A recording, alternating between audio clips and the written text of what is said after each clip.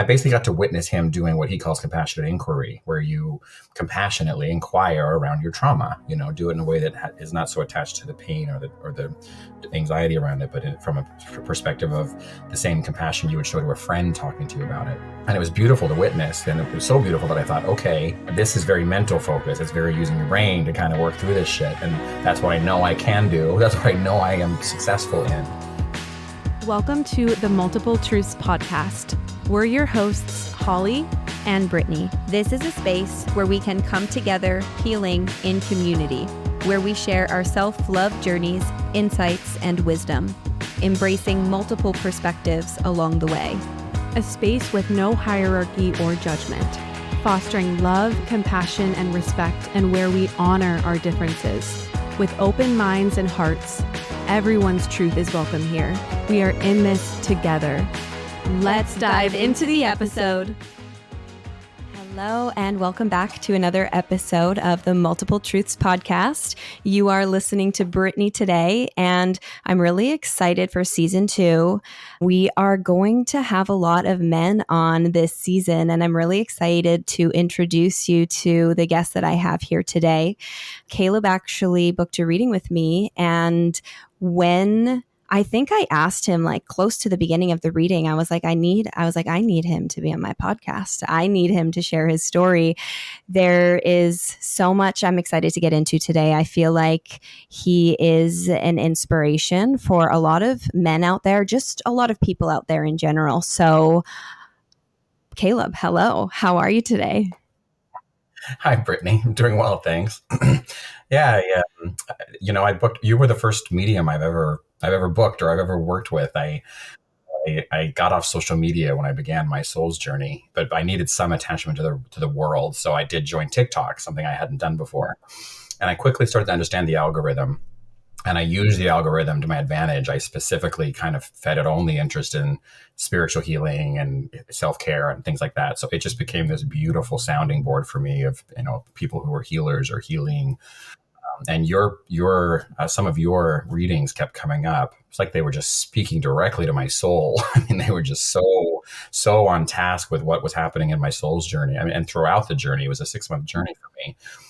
Each one of them was like in alignment with what was happening with me in that moment. So it was for my birthday, I booked an actual reading with you, and it was fantastic.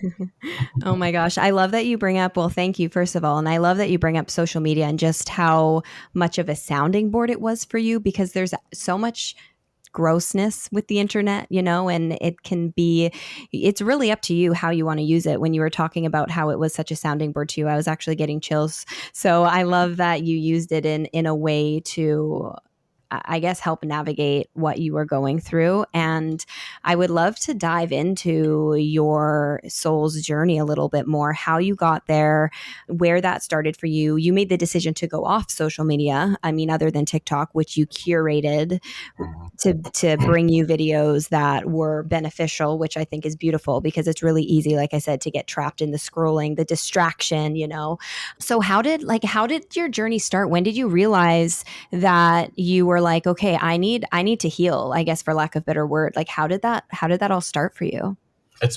My journey has been, it's had levels, obviously, as I think for all of us, it's the same, it's an onion, you peel one layer and there's another. But this round of healing, if you will, was the first time I think I fully surrendered to the work. How it came about for me was my relationship cycles. I'm 43 and I've almost never not been in a relationship. And it's just been a series of heartaches after heartaches. I kept constantly picking partners who were just all wrong for me. And mainly I had what I believe is called white knight syndrome. I was seeking people who needed saving in some way or fashion. I was constantly looking for someone to rescue, which is a lot of work. It's a lot to take on, especially when you're not fully aware of yourself and your own needs. And so it led to a lot of heartache, because I would pick people who, would say they're on board with one thing or another, but really weren't, and were kind of just looking to be taken care of, and it would come out later in the relationship. But so I'd gone through, quite a few cycles of relationships, and was just, I had one in November that ended in a really, really ugly fashion, with me performing really badly at the very end of it. It was like my soul was crying out to get free in a way. And I did everything I could to escape all the, the typical responses, the trauma responses. I went a little crazy, and it was almost like there was these 2 days of I almost blacked out practically, and I was really just Wow. out there binging, being, I was just on a sex and drug binge, just trying to escape from the pain that I was feeling from the abandonment that I felt by this partner. And when I came out of all of it and realized I was kind of alone, because it was almost like a nuclear bomb, a trauma nuclear bomb went off, and it was at a place that was very special to me with a lot of my chosen family around. And so it hurt a lot of them in addition to the partner. When I came out of it, I realized just how much damage had been done, and just how tired I was of this cycle. And I chose to kind of focus on the abandonment, because I recognized that that's what triggered it all, was that feeling of abandonment that I experienced. And I had known from past work that you have to always look at your family dynamics, look at your parents, whoever raised you. And when I started diving into that, for me, it was a little tricky for me to get to the root of my trauma, because I've known for as long as I can remember that I endured a lot of sexual abuse as a kid. The first 6 years of my life, I was sexually molested by my mother's father, my grandpa. And I don't have any memory of it. I was drugged, so I was unconscious during all of it. I have no memory of my childhood because of that. So he kind of stole that from me. But I knew it had happened because he'd been caught and he abused hundreds of children and cousins and brothers and sisters and my mom and a lot of others. So we knew it had happened, but I don't have the memories. But I'd always assumed that my trauma was that's what really caused my trauma responses in adulthood.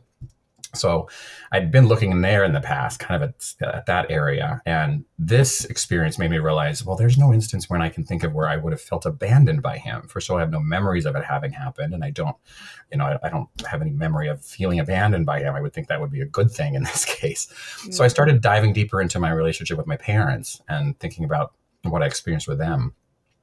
And that's where it all came.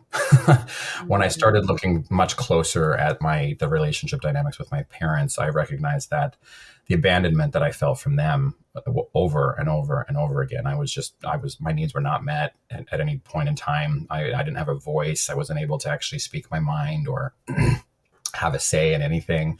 My opinions weren't valid. I wasn't able to question authority. And I was raised in a very strictly religious environment. I'm Mormon.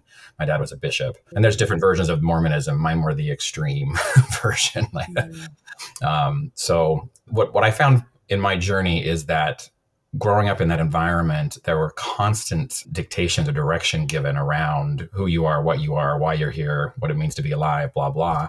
And as these were communicated to me as a kid, I remember having these instances of my intuition just saying, no, that's wrong. That's not right. Mm-hmm. And initially I would speak up. I would ask questions. I would, even in class and stuff, Sunday school, I would ask questions. And often the teachers couldn't answer my questions. So they'd send me to the bishop's office or somewhere else.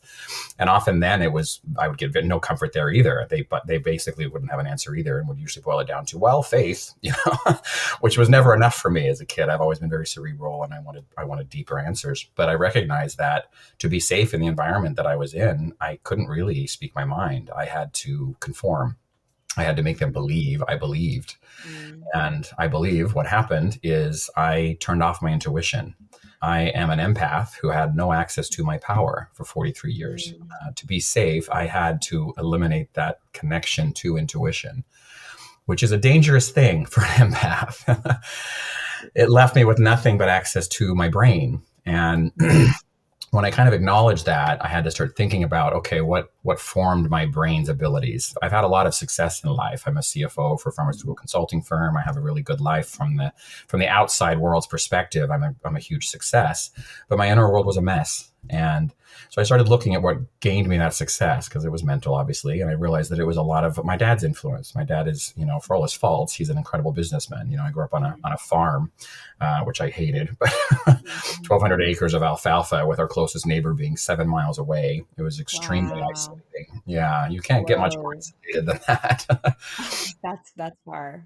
Yeah, it's well, and it leaves, again, it was one of the reasons I didn't feel safe having, some form of freedom of expression or questioning. There was no one to lean on. You were surrounded by only the people you were allowed to be surrounded by. And all of them were kind of deep into this religious dogma, if you will.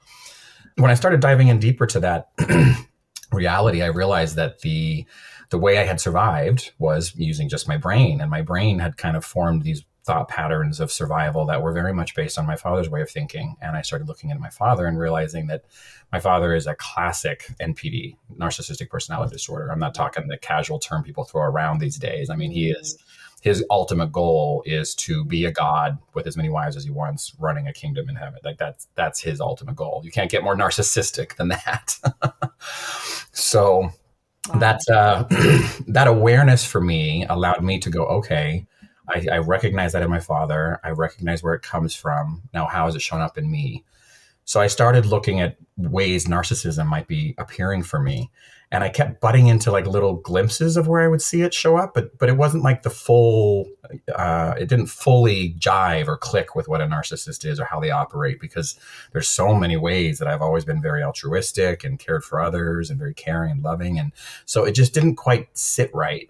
What helped me become more clear on what actually happened was I kind of did a lot of research into what's happening lately around sexual trauma, because that's what I originally thought was my main trauma. And I kept bumping into ketamine-assisted psychotherapy, CAP. And at first I cast it off because I'm in pharmaceuticals, and I had not known about the research around ketamine-assisted psychotherapy for depression and anxiety, and I knew how powerful it was for those things. But those things have never been my issue. I haven't exactly had anxiety or depression so much.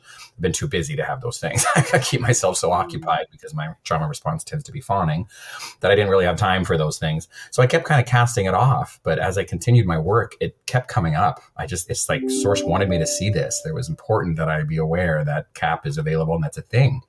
So finally I was like, okay, I'm listening, So I started diving deeper into the research around treating sexual trauma with CAP. And the more I read, it was almost like that's when my intuition kicked in again, because I felt something that I don't have a lot of memory of feeling. And that for me, intuition is a very strong, it's almost like someone strums my chakras. It starts at my crown and goes down my spine and kind of is like a rumble. If it's really strong, it does it multiple times. But when I finally like read into this, it was like my intuition was just like room, room, room. It kept kind of like coming through me like, okay, this is serious. So I did some research and found a local provider who was certified in ketamine-assisted psychotherapy. I went in guns blazing, full documentation of what I knew about myself, what I'd already experienced, what I'd already learned spiritually, what was causing me problems in life and what I was wanting to resolve and how I was wanting to live. And she was just gagged. She's like, wow, I wish every patient came in like this. And she was so amazing because she's a very modern therapist, very different from kinds I've used in the past for CBT. She was like a trauma cheerleader. It was like, yeah, we got this. Let's do it. It was very encouraging and it felt very inspiring. And she was also very vulnerable herself. She was willing to share with me her trauma story, and which really helped me feel safe and comfortable knowing this is someone who's actually done the work. They know what I'm experiencing. Mm. So we had quite a few sessions before where she was just kind of learning my story and hearing what my story was and what we were working on in the ketamine-assisted psychotherapy sessions. And then we did it the way the research shows is most effective, which is 6 sessions over 3 weeks. So 2 sessions a week. I would do a Monday and Friday, and they were 3-hour sessions with my therapist there, a doctor administering and monitoring my vitals the whole time. Wow. So she was there from the setup to the integration to the medicine, and then afterwards, it's like I was just this raw, cracked open soul, so feeling so safe to speak about absolutely anything. It removes that anxiety that is attached to whatever your story is. I could see it for what it was.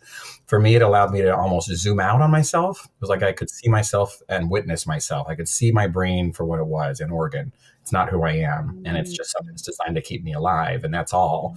And it will do that in the most efficient way possible. And the most efficient way it knew was what I learned from my father. So I was able to kind of see the pathways my brain carved to make decisions for myself, to keep myself safe. And because you're kind of zoomed out on it, I kind of describe it as it lets your soul leave your body and look at your body kind of objectively. And then you can kind of see why your body, your brain is part of, chose the pathways that it did. And then you can decide whether those pathways are still in alignment with who you want to be now and where you're going. And you can choose a different path. For me, it was 6 sessions of really intense Kaleb story. I kind of started from the beginning, from the first memories I had, and we went through my life, if you will. And a lot of it was just, it gave me a lot of clarity and awareness around how I formed the decisions I did to survive. And that's what really made it clear to me that my fear of abandonment that was driving all of my trauma responses, not all, but the majority of them, was my mother's abandonment. And what happened at that time was I was only, I think 11 at the time, when one morning we woke up and my mom was just gone. She was just gone. And for 2 years, she was locked in her bedroom in our home, and we didn't see her. And we had no conversation or expectation for when to see her again or what happened or why she was unavailable to us. It was just as a little kid. It was like, mom's gone, Caleb's now mom. It was kind of like all of a sudden I was supposed to be mom. I had to do the laundry, I had to do the cooking, take care of the kid, get everything. Or, I was the most motherly of all the kids. There were 5 kids, but I was by far the most motherly. And at the time, I didn't have time to sit and think or feel. I was so used to just not expressing my emotions or my feelings. I just kind of carried on. You were 11, you said 11? I was about 11. Yeah. Whoa. Yeah. If you don't, I want you to keep going, but there's a couple things that I want to say. First of all, I just want to thank you for being so open and so vulnerable. Just listening to you, I just like the emotion and the chills I have through my whole body. Like, thank you, because I know that this is going to reach somebody who needs to hear it. So I just really want to honor you in that, because I know it's really not easy to be vulnerable. And I just want to say that I'm sorry for everything, like everything that you've been through, because that's a lot. So I just want to acknowledge that. Yeah, just this energy, all of this is, I can't even imagine. And just the respect I have for you to like be on the other side of it. Like, you're 43. It's not easy. Like, all of that and the dedication that you've had for yourself is, it speaks who, like you right now, it speaks for itself, like who you are. And yeah, just the view that you have and just wanting to help. Like, for those listening, I asked Kaleb if you'd be on the podcast, and you were like, if this helps anybody, like, absolutely. That was your first initial response. And yeah, so I just want to honor you with all of that. But please do continue. No, it's okay. Thank you. I appreciate that. It means a lot. It's this story is something that's not uncomfortable for me to talk about, but I do find often for other people it can trigger them. It can cause discomfort for them. So it's something I'm always careful about sharing. But in my mind, what's the point of healing on your own?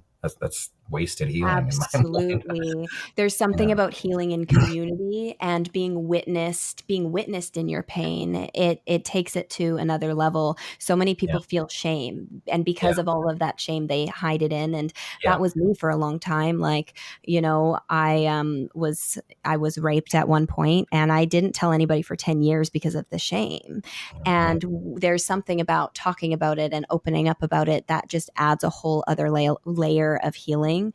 Yeah, that was part of my journey. Was I took Gabor Mate's Pathways to Healing seminar, and he's always been a beacon of light to me. I just feel, when he speaks about trauma, it's like, my soul's like, yes, this man understands it. Like, it resonates in me. So I took that course with him, but not the course, it was a seminar. And I basically got to witness him doing what he calls compassionate inquiry, where you compassionately inquire around your trauma, do it in a way that is not so attached to the pain or the anxiety around it, but from a perspective of the same compassion you would show to a friend talking to you about it. And it was beautiful to witness. And it was so beautiful that I thought, okay, this is very mental focus. It's very using your brain to kind of work through this shit. And that's what I know I can do. That's what I know I am successful in. So I decided to sign up for his compassionate inquiry course, where you learn how to do it on yourself, basically. I think was it 12 weeks or 8 weeks? But that was kind of the beginning of my soul's journey. I started that course, and it's a group setting. And so, like you said, I did find it extremely empowering to be able to connect with others who, had their own traumas, and to hear their stories. And it definitely humbled me, made me realize how, my trauma is not special. It's just mine. That's it. We all have different traumas, and it's not the trauma Olympics. You don't need to compare yours to anyone else. It's what's that saying? Trauma isn't what happened to you. It's what happened inside of you as a result of what happened to you. And that really set in for me very clearly what was going on in my life. So yeah, the group setting was a huge thing. Healing through community, that was definitely a big part of setting my feet on the right path. When I ended that course is when I began the ketamine-assisted psychotherapy. And that was 3 intensive weeks of just kind of diving in deep. And that experience for me was, I don't even know the words, transcendent. I mean, it was just the ability to see myself for what I am, and that I'm not my actions and my choices, and that I can choose new ones to align myself with a future that looks very different from the past that I've had. was extremely empowering, extremely empowering. So I ended that that therapy, and a few weeks later, I went and did ayahuasca for the first time, which was for me just. I think I've done so much research myself around ayahuasca and asked so many people who've done it, and I've done just a lot of inquiry. I tend to be very research oriented before I do anything. And my understanding now of ayahuasca from this side is, I think a lot of people have not the most pleasant experience if they're using it, in my mind, as a spiritual bypass. And I think a lot of people kind of go into ayahuasca without having done a whole ton of work themselves, spiritual work. So they're kind of almost going in like looking for it to do the work for them. And ayahuasca, in my mind, it's a space where this spirit will basically show you your shit, like it or not, She'll slap you around a little bit. Yeah. Yeah. Whether you ask for it or not, whether you're ready for it or not. So I think people who go in without having done a certain amount of, internal work and awareness, that's, I think, when you often get that discomfort of, throwing up and, extreme pain and wailing and all of that. So I went into it with no expectations, none whatsoever. I wanted to I felt really confident and secure around what I had learned through the CAP sessions. And I just wanted to set an intention to let Aya show me whatever she wanted. Having that openness, I think, allowed it to be whatever it needed to be. And the beautiful thing was that it, for me, was more than anything, the first thing when the medicine came on was just this. I never really had grandparents. My grandparents' experience were always very traumatic, obviously. So I didn't know what that really felt like. But to me, it was the feeling. It's a feeling I haven't had, but it felt to me like a grandmother's love, just this non-judgmental, but also very direct, very clear communication, if you will. And it was just, the first thing was just this, yes, child, you got this. Yes. It was an affirmation. It was like, yes, you understand yourself. You see how love addiction played out, how codependency played out, how you thought you were the narcissist. But here's one thing that's interesting that I learned. I thought when I dove into the narcissism, like I said, I couldn't see the full connection for myself, like I could for my father. And it's interesting, the TikTok videos are what kind of helped get me there. I kept getting, the right direction through these videos from multiple sources, including Gabor and, a lot of other modalities. But I kept coming across they talk about it as the empath narcissist flame, they're two sides of the same flame. And I dug deeper into empathy. That's something I never considered for myself, even though I'm a kind person. I'm not someone who has a lot of access to other people's feelings because I don't even have access to my own, or I hadn't. But as I dug deeper, what became clear to me was that I'm what's called a toxic empath, or an unhealed empath. I'm an empath who has blocked access to their power. My trauma caused me to turn off my ability to be an empath. And I think because of that, sometimes some of my actions could come across as narcissistic. That's what was available to me. So when I started looking deeper, I realized I'm the empath. My partners were the narcissists, And that clarity for me just gave me so much understanding and peace, and not just understanding or peace for myself, but empathy for my partners. I understood their role more, why they chose me, why they made the actions they did in our relationships. And, once you have empathy for someone, there's no room for hate or it's just, I don't have any of that. All I feel now is I hope they heal, We're interrupting this episode to share something close to our hearts, our virtual healing circles. We have been loving them so much and meeting so many of you incredible people through them. Brittany and I are passionate about bringing people together to support one another and heal in community. We felt alone on our paths for so long, and coming together in community has been instrumental to our growth, and we've both seen the importance in it. We aren't meant to do this alone. In unity and vulnerability, we find strength, courage, and support each other on our paths back to ourselves. Our monthly virtual seminars blend discussions, workshops, and practices to nurture your mind, body, and spirit. Whether seeking guidance, healing, or a listening ear, our gatherings offer a safe, inclusive space for people to connect, heal, and grow. Join us on this journey of healing in community. Together we can heal, grow, and thrive.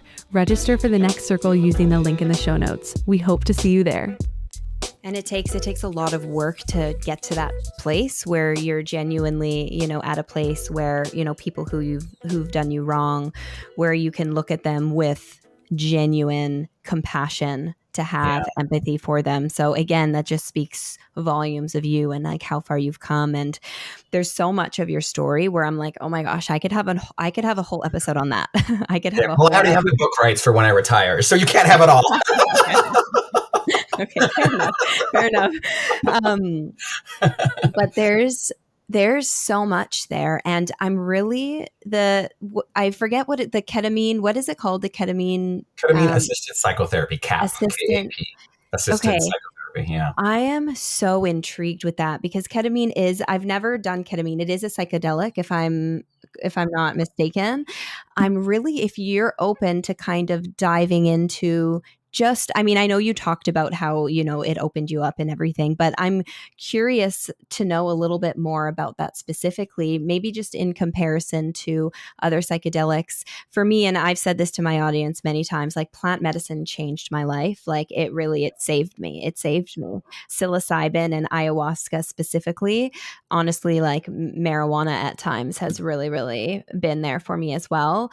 And that's all I've really dabbled with. I've tried DMT, but I've never tried anything else. So I'm really curious how that's helped you. And I love how it was in such a safe container. Like you had a doctor, you had a therapist. And I also love how you talk about how you're very like analytical. You use the brain, which I know people do. Like people do. A lot of people can resonate with that, especially men, liking to know the. I think you get what I'm saying. I So, know exactly. Yeah. Well, it's often about, in my opinion or my experience, control. Men often feel better in control. It's kind of how we're raised in this society, if you will. But for me, I knew going in that what I was missing in my life was the feminine divine. I needed a balance in my life of much more of the feminine divine.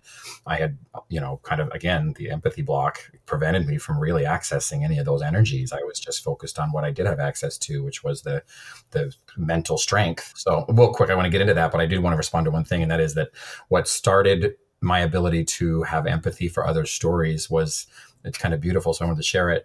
It was my mother, because when I started looking into the abandonment I experienced when she disappeared for those 2 years, what I found was that the reason she disappeared was because she woke up to her own abuse by her father. She's never been free. My mom was born into slavery. She was raised by her father, who abused her whole life, and then he groomed my father to take over control. So she's never been free. And that awareness and understanding for me, I released all that pain around that abandonment. She didn't abandon me. She abandoned everything. So she had to, in order to go and decide who she was, what she wanted to believe, who she wanted to be, how she wanted to live. She needed the space. What I appreciated, a conversation saying mom needs to go take care of mom for a while and she's going to be gone. That's what would have helped, obviously. But my parents, they didn't have that in them. It wasn't within them yet. They weren't strong enough to be able to communicate that clearly. Communication wasn't a thing we did. We just, feelings weren't talked about, emotions weren't discussed. It just wasn't a thing. So, but I just wanted to share that was a beautiful thing that really kind of helped me become more aware of my own empathy. and like that's so beautiful because hearing being 11, you said you have five siblings or 5 kids including you. 5 including me. Yeah. I mean, that's a lot. Yeah. That's a lot right there. Yeah. And small for Mormon family, but fair enough. But to take that on at such a young age, and again, to have nothing but empathy for your mom and to see that, because trauma, it's so easy to, when you get on the healing journey, and I know it was like this for me, so I can only speak to myself, but there was a period of time where I had so much resentment toward my parents. You did this to me. I'm this way because of you. It's so easy to put the blame on others when you really start to wake up to that trauma that you have. And through doing more work, when you realize, oh my God, they did the best that they could with the tools that they had. And it really just goes to show you like how this, like the cycles that are just passed down, like trauma is passed down, like not only like genetically because generational, but like through action as well. It's like healing is the most important thing that you can do, not only for yourself, but for everybody else around you and for the world. You see the shit that's going on today. Like the world is a pretty fucked up place right now. And it is a direct reflection of our internal state. We are a collective consciousness, as within, so without. People are fucked up in a way we haven't been before. Like there's so much hurt. And there's so much distractions. You said on your journey, you distracted for a really long time through X, Y, and Z, which I know is not only exclusive to you. I did the same thing. And I know other people, everybody does it. The alcohol, the this, the that, suppress, suppress, suppress, suppress. And it just makes it worse. It makes it worse. It makes it worse. So the more you can focus on yourself, because another thing, a lot of people, it's like what I was saying before, projecting it externally, whether you project it onto your parents or whether you project it onto, the shit that's going on to the world. It's like, turn your attention inward.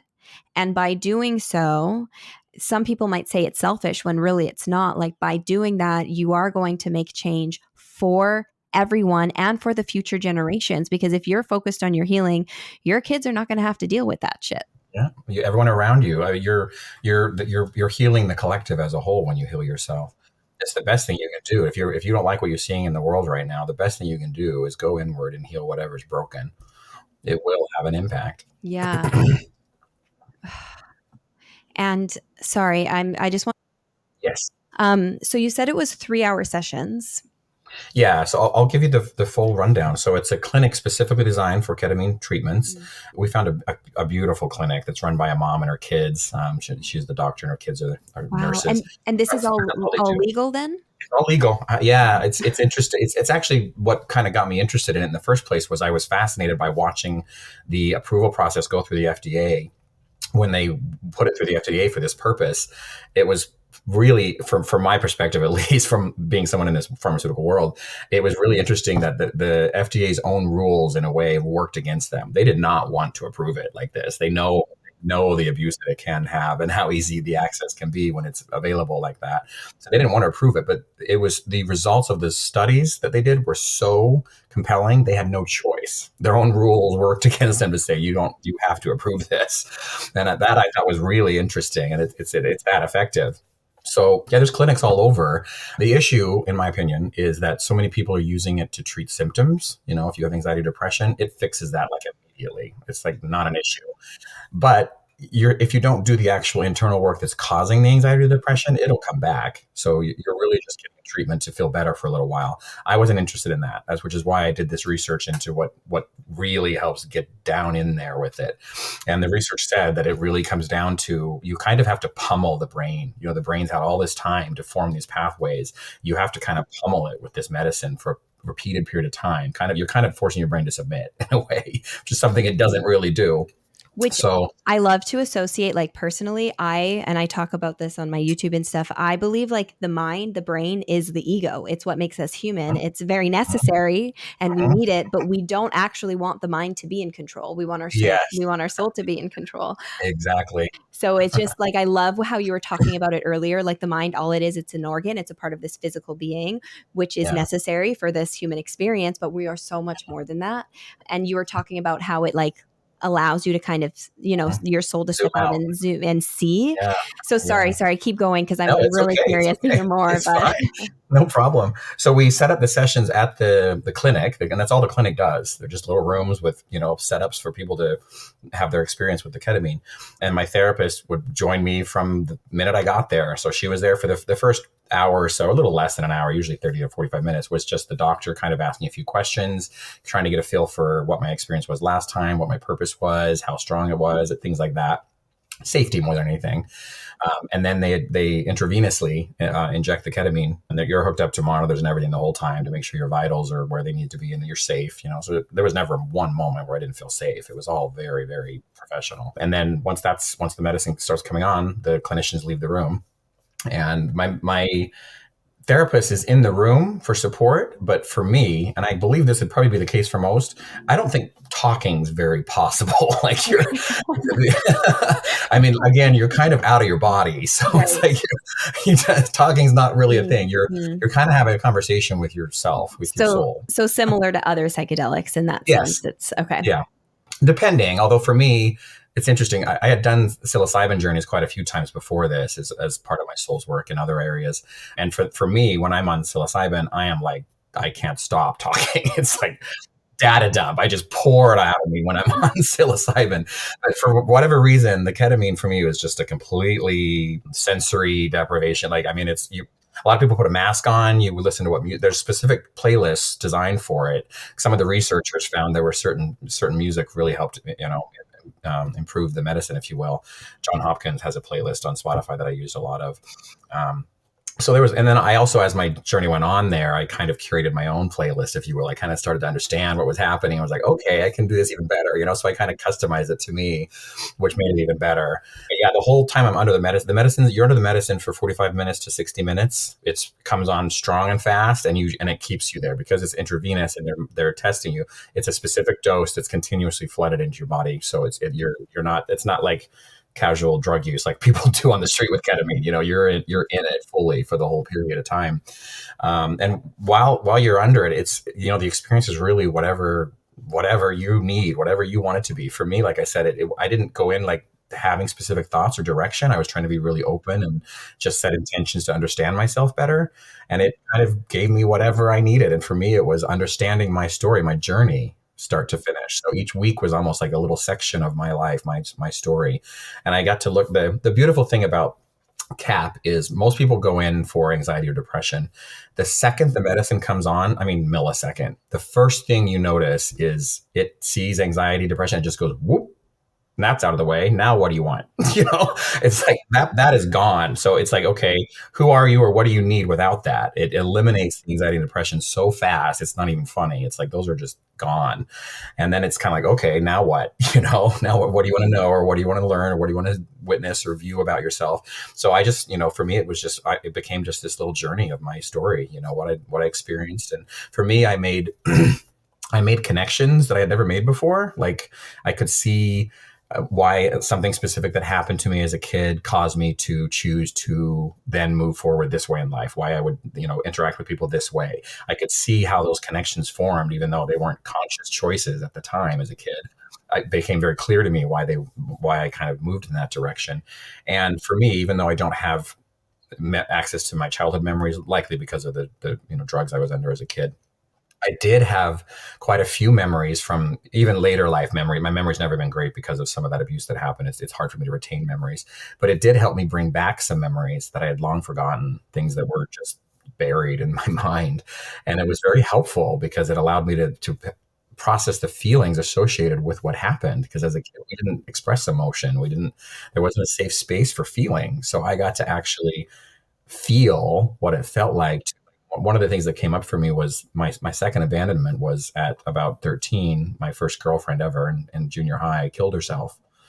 And yeah, and she was the first person I ever remember feeling unconditional love from. I didn't really feel that in my family. And she came from out of town. She wasn't Mormon. She was this very free spirit. She had this just light about her. She just glowed. Like I couldn't believe how much she just radiated.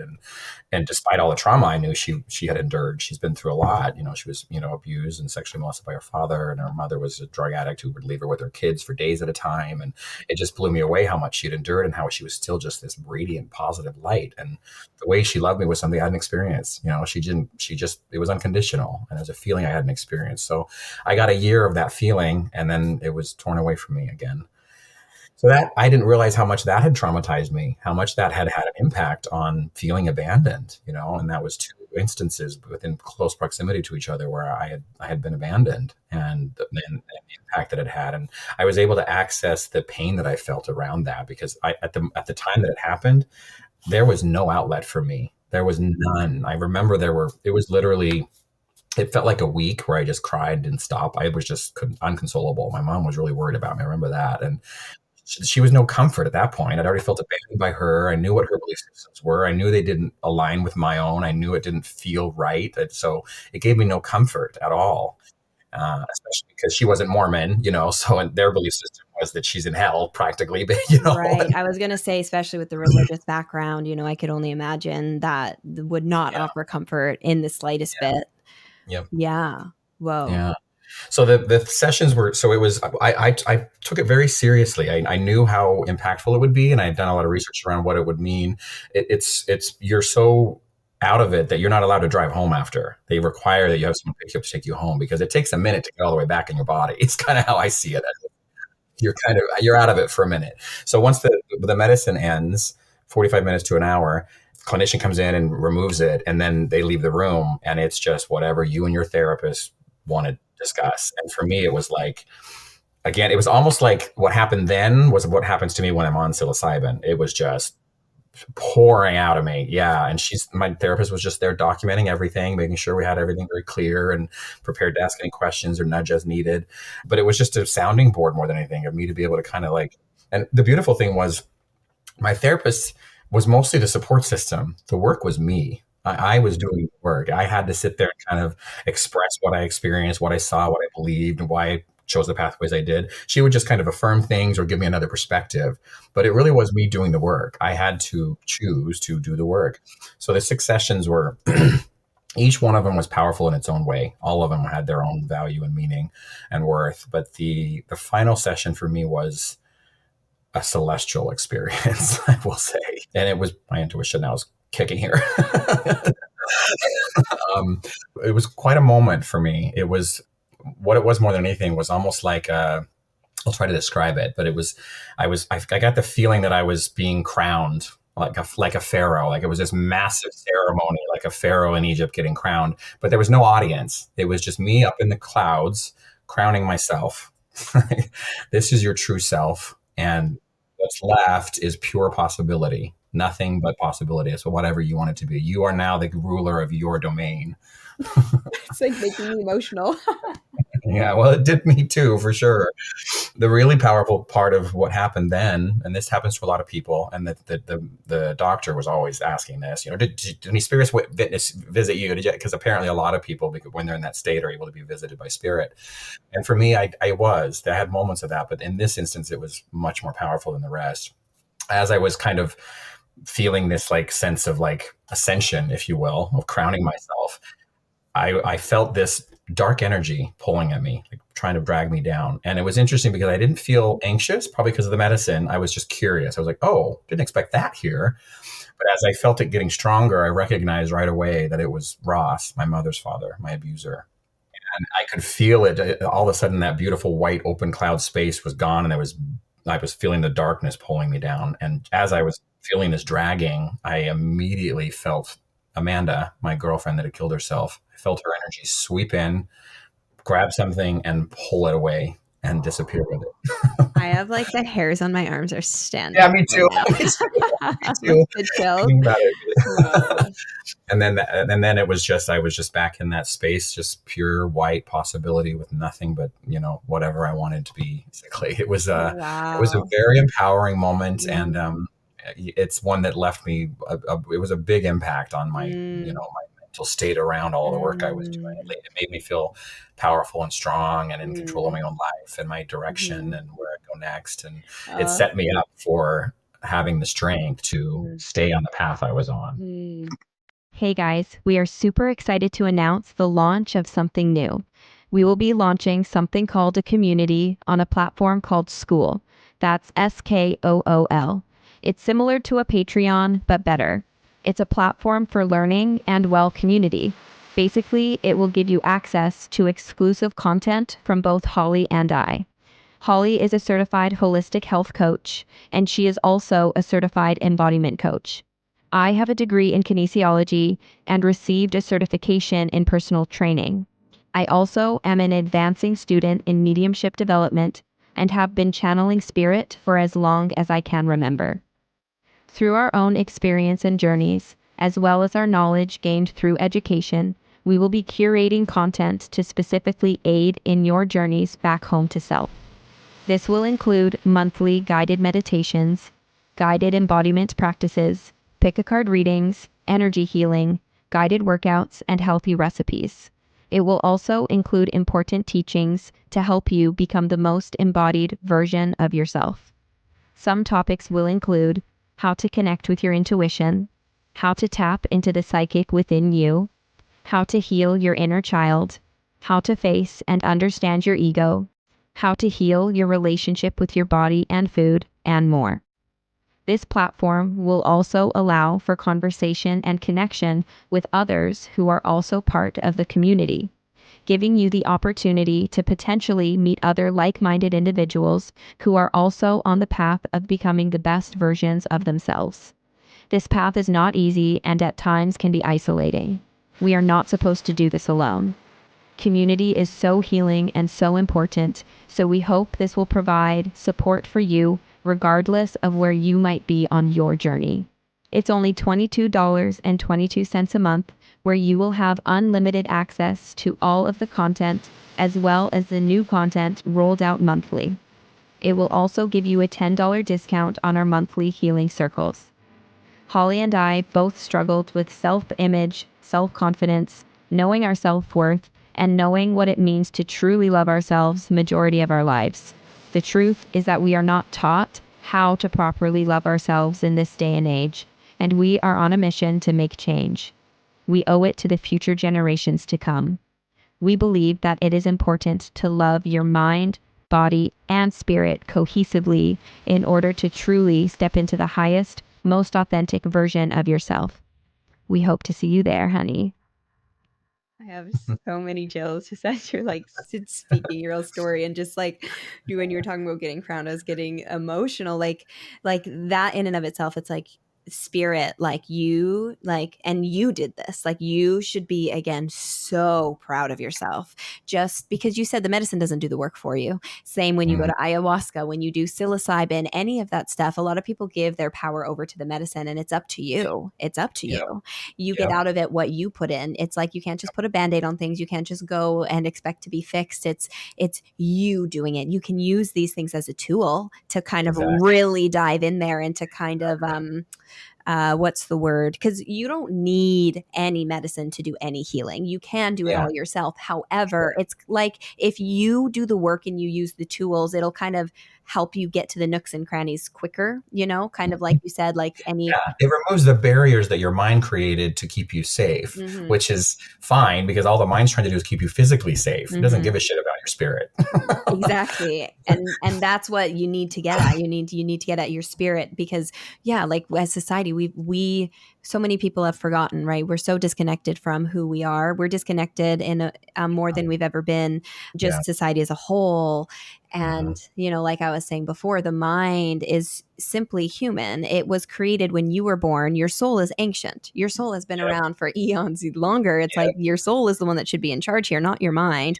Your mind is like the remote control in a video game. It's supposed to take care of you in the here and now. It's necessary to navigate your avatar, but that's all it should be used for, really.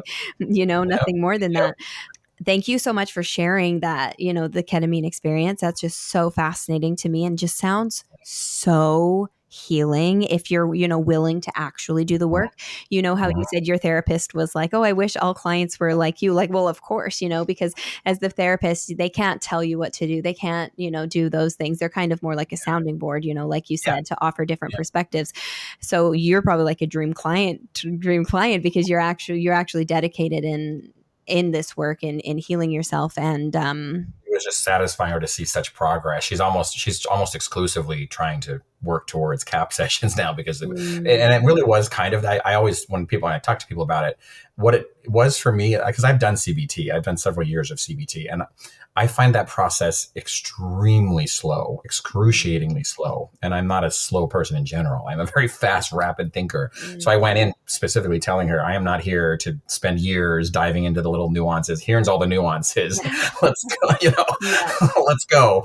And she was completely on board and ready with it. What I often say is those 6 sessions for me were the equivalent of, I would say, at least 4 to 6 years of CBT. I have chills. And you did it twice a week, you said? Mondays and Fridays. So I took time off work. I would go in at the end of the day on Monday, I'd work my day, and then I'd go in towards the end of the day, did my session, and then I took the next day off each week to integrate, because there's so much that comes up. I just sat in my room and journaled and meditated and just tried to document as much as I could and kind of integrate what I learned from that session and prepare myself for the next. So. So that was, I guess, over a 3-week period.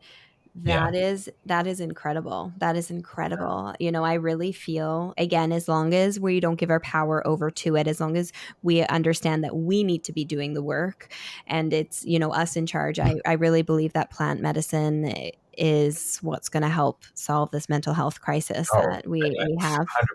100%. To be honest, I think I can honestly say all of my healing has been through plant medicine, other than the initial CBT I did, which really 2 years of CBT, what I got out of that was that I have complex post-traumatic stress disorder.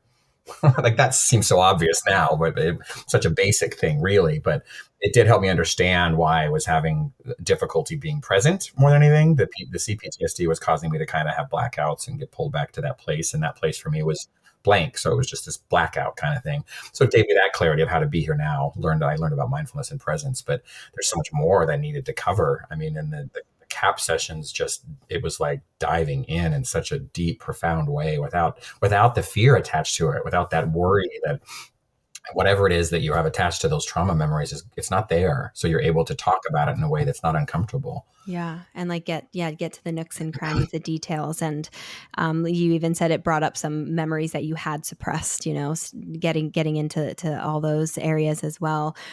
Just like so fascinating, so beautiful. And, we're on the topic of plant medicine. Something I just want to say for those listening, because like similar to you, like plant medicine it saved me. Like I say, it saved me. It changed my life. It really helped me see clearly. It really helped me look at myself. Like last year, I say my full-time job was healing for about a 6-month period of time, similar to you. I was like in it deep, like deep, Yeah. deep, deep. And, plant medicine was huge in that. Some of the messages that I've also been, receiving is there's certain people, kind of like what you were talking about with ayahuasca and stuff, though, that they use it in the wrong way, which is why I just kind of want to mention this for those listening, because yes, plant medicine is such an amazing tool. And I think that amazing things can be done with it. But it is, like you said, really important that you're using it in the right way and you're not, relying on it. Do you know what I'm saying? Because some It people shouldn't be a shortcut. Yeah. yeah. Because some people get in these cycles too, where it's because with the plant medicine community, something that I'm realizing too with like ayahuasca and things like that, not everybody is in integrity. Like people who serve the medicine, not everybody is in integrity, and it's kind of like a blurry line. It's something that I think it would be so helpful. Something that I think would help so many people. And I think it's necessary because I think it's going to help solve the mental health crisis that we have here. But at the same time, it needs to be pushed out in a way that's where we're ready for it, where it's like in integrity, where we respect the medicine because it is a medicine and we're working with bigger spirits. Like to me, they are my teachers. Like they are my teachers.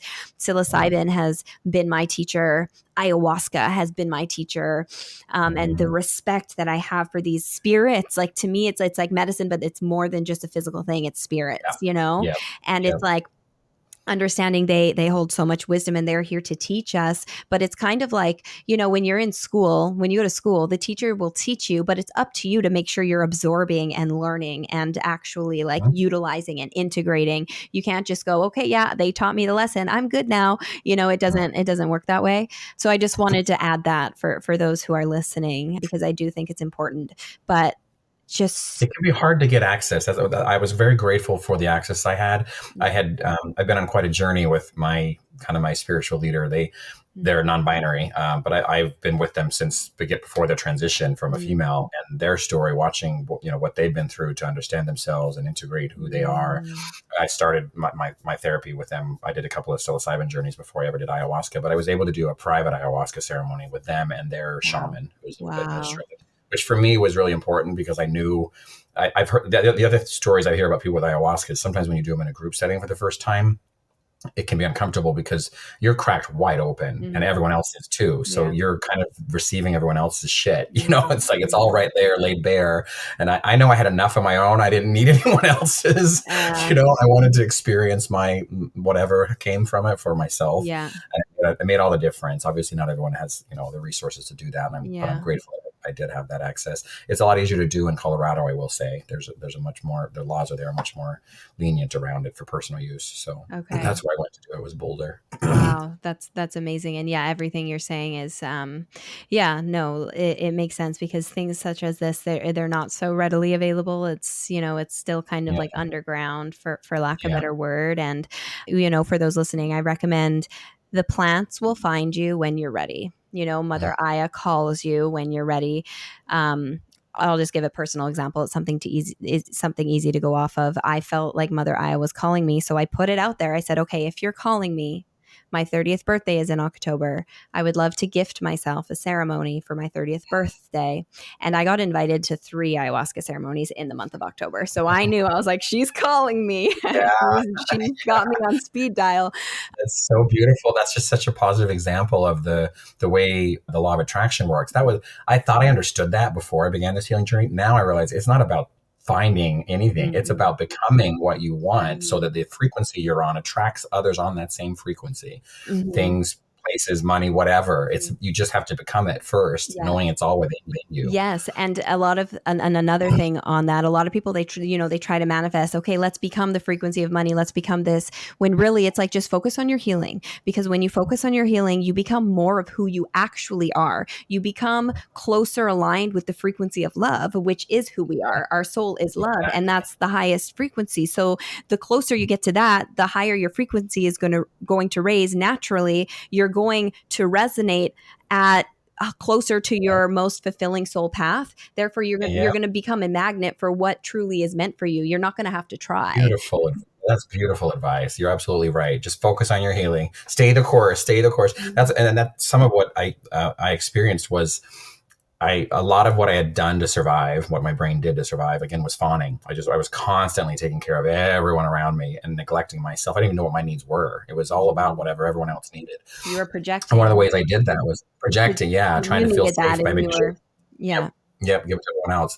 So one of the things that I had to let go of in order to have space for this work was huge. I own my own business separate from the job where I've worked for 23 years as a CFO, an event production business, which is designed around the LGBT community for Pride, et cetera. I've been doing that for 10 years.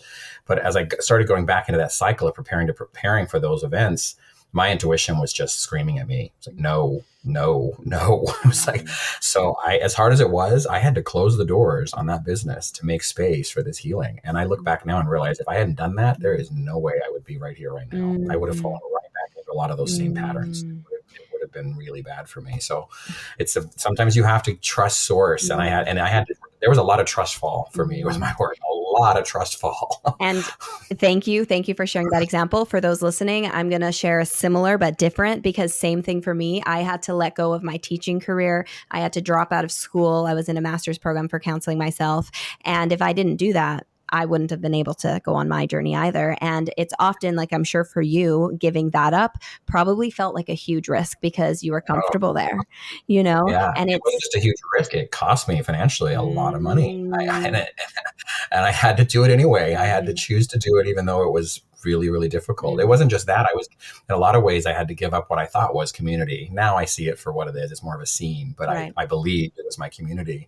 But giving it up, again, made space for what actually is community. I haven't found that yet. I'm still in the cocoon. I don't know yet what it looks like, but I trust it's coming. Yeah, I know it is. Yeah. It came in our reading, I remember. Yes. I have chills as you're speaking. And one thing I want to say, because you said it was a loss for you financially, it can be really scary to let go of what we think we need, what society has made us believe that we need to hold on to. For me, on my healing journey, I stopped working for a few months, where I went about 15 grand into the hole myself.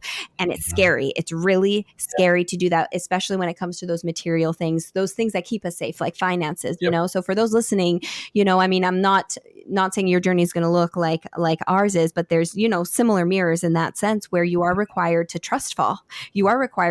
But holy shit, is it worth it? When you do, the results that you see for me has been very affirming of future trust falls. I took that initial jump and it was rough. I gotta say it was really rough. I started this journey in November, but in January I was suicidal in ways I've never been before. So that's how far I've come from, like that shedding of everything in my life, relationships, friendships, my business, my community, my father figure, someone who all of that was gone. I was left with nothing. It was like, okay, who are you with nothing, and I had to trust fall in that moment. But since then, as I took that trust fall, I saw the rewards from it, and it affirmed for me that's the process. You have to trust source. You have to trust source. It's a requirement. And so it's made it easier for me to trust fall again in the future as I've gone further into my work. It's like, oh, this feels crappy to have to do this, but I'm going to do it. It's like,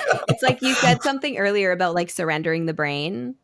it's like surrender, ego death, surrendering the brain, the mind, what we think should be controlling us, letting that go. But yeah, I'm looking at the time here, and we're getting close to an hour. And I just wanted to thank you so much for your vulnerability, for your story. I know it's going to touch those who are listening. And just like you are just so inspiring. Your story, where you're at now, how far you've come. I mean, saying where you were just this past January, to now, like, whoa, like that is huge growth right there. So I honor you. I honor the work that you are doing. We need more men specifically. If you're listening to this and you're a man, thank you, because you're probably, I'm speaking to the choir here, but we need more people. You're right. Throughout my healing, I've been shocked at how few men there were in any of the places where I was seeking healing. It was the ratio was often like 70-30, 80-20, So it's interesting. I think that's just, society's expectations for men. It's harder for men. I believe a message I got actually is men are more rooted in the ego because they're the protectors of the physical realm. Us women, we're naturally more intuitive. We have portals literally within us. We're more empathetic naturally. And also what society has perpetuated, makes it even a little bit harder for men to get out. So this is not me blaming men at all, but the respect I have for the men who are really doing the work, like I honor you. I really do. And for those who are listening, the men who are listening, I know I'm speaking to the choir here. So, I'm speaking to you as well. Thank you. Thank you. Because we need more men like you, and we need more men like you to lead by example, to lead the way. So again, thank you for being vulnerable. Thank you for sharing your story. I'll leave you the floor if there was any final things that you wanted to say to the audience. Maybe just that you keep mentioning vulnerability. And I would just encourage anyone who's seen me speak my story and gets anxious or think, why God, I can't imagine. Well, I encourage you to look into Brene Brown and learn about the strength of vulnerability, because I no longer have any attachment to discomfort around being vulnerable. This is my story. It's not anything to be ashamed of. It doesn't define me. It doesn't mean this is who I am today. It means what's happened to me. Where I go from here is up to me. And the power that comes from being vulnerable is real. It's legitimate. The more you lean into that vulnerability, the more strength you'll find from what you get out of it. So thank you. Wise words. Yeah. Thank you so much. So I guess that's it for today's episode. Thank you again, Kaleb, for everything. And thank you for those listening. Let us know what you thought of today's episode in the comments below. Are you on social media now? Because I'll put all your stuff in the description. Just TikTok. I may get back at some point, but at the moment I'm enjoying the piece. Do you know what? Totally valid. I'll ask you. It's up to you. I'll have your stuff below, your TikTok below if you're wanting it down there. But for those listening, thanks so much for being here. And until next time. Bye, guys. As we wrap up today's episode, we want to extend our deepest gratitude for joining us on this journey. Your support does not go unnoticed. If you enjoyed this episode and find value in our conversations, please take a moment to leave a review. Your feedback not only helps us grow, but also allows us to reach more people who can benefit from our community of healing and support. Every review, every rating makes a difference. Thank you for being a part of the Multiple Truths podcast family. Thank you so much for joining us on this episode of the Multiple Truths podcast. Keep speaking your truth and spreading your light. We love you, and we'll talk to you next Wednesday.